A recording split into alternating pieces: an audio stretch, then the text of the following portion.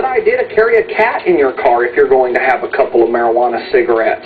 This confuses the dog where his drive is channeled to chasing these things instead of looking for the marijuana.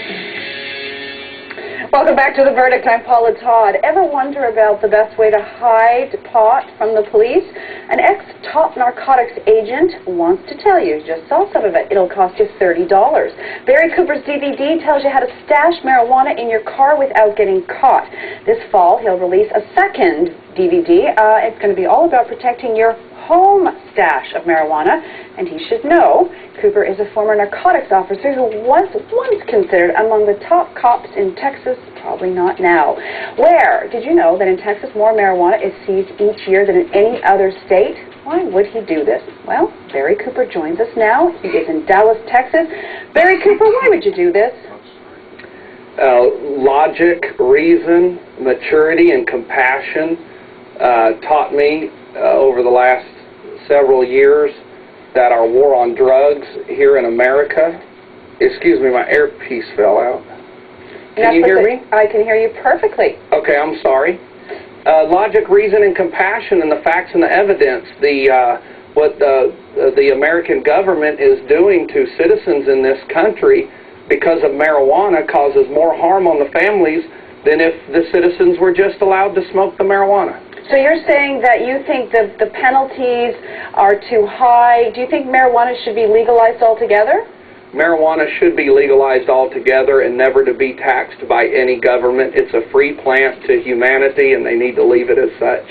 Are you a marijuana enjoyer yourself? No, ma'am. I smoke, but I don't inhale. I think I've heard somebody say that before. You have attracted an awful lot of anger from many people, including former colleagues, cops who are just trying to do their job, who say you shouldn't be telling people how to break the law, Barry Cooper.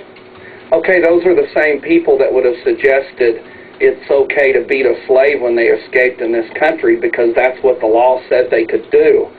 When we arrest a marijuana user in the United States, they're placed in jail where they face the possibility of being raped or stabbed or even murdered.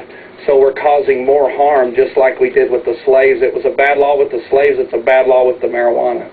When did you and how did you, why did you decide to leave behind your stellar career as a narcotics officer?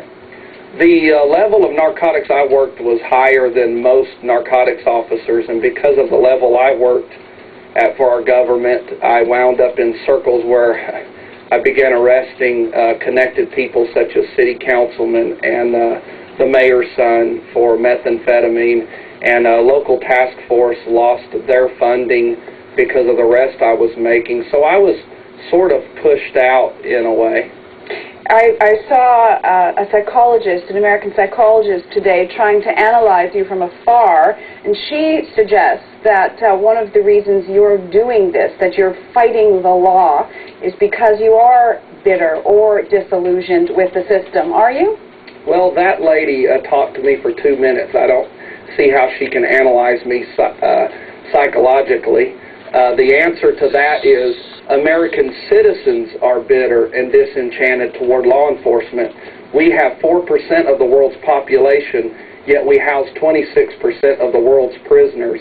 1 in 32 adults in the United States is either on probation, on parole, or in prison. We've gone too far with our laws in this country. But isn't it up to a democratically elected government to write the laws and change the laws? Who put you in charge? Oh, nobody put me in charge. And going through the system, there's so much corruption to get a law changed, it's nearly impossible. And my suggestion would be Rosa Parks had to break the law to get the law changed. I'm certainly not comparing myself to her. But sometimes Americans have to take a stance and yell a little louder than what we've been yelling already. And I'm just the voice of the people saying what they're emailing me and asking me to say. And what if somebody thinks other laws aren't particularly suitable for their lifestyle? Laws against speeding, racing, laws against drinking while driving, laws against stealing. Is it your advice that if people think those laws are unreasonable, they should do what you do and just break them? Absolutely not. We need to look at the law.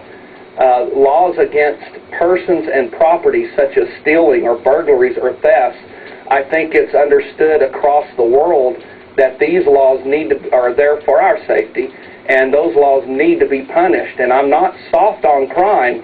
I'm just hard on unjust punishments for something that should not be a crime. Barry, you know that the legislators and the voters who elected them to pass the anti-drug laws in part did so because they are convinced that marijuana can be a health hazard, that marijuana can obscure your judgment, that marijuana can contribute to other criminal activity. What do you say to them?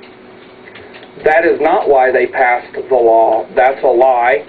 Harry Anslinger testified before our Senate in 1937 that marijuana should be illegal because it caused white women to seek relations with Negroes. And I'm quoting him. It's a racist law that has gone out of control because of governments being addicted to the black market money that the marijuana industry brings them. You know, yesterday on The Verdict, we interviewed Mark Emery. He is the Canadian who the American government wants to extradite for his marijuana seed-selling business. What do you think about that case? Okay, listen, my plea to the citizens of Canada and the Canadian government, please do not allow our American bullyism to force you guys to release that man into our custody. Do not give up one of your countrymen because of us. If you send Mark Emery to the United States, you will never see him alive again. Please don't do it. I'm asking for the Canadian government and the citizens of Canada, please stand up, get on the phones, protest. Do not send Mark Emery over here. I think they heard you loud and clear. I'm going to say thank you to Barry Cooper. And when we return, Conrad Black's attorney says his client is stubborn and innocent. And more on the closing statements when we come back. You're watching he was The so Verdict right on the money, even CBS. identifying the appropriate reason that marijuana was banned because of the 1920s obsession, and became a 1930s obsession with the commingling of the races, black jazz musicians and white women, out to see them. He's got it all there, and his plea on behalf of myself is stunning. That went all across Canada.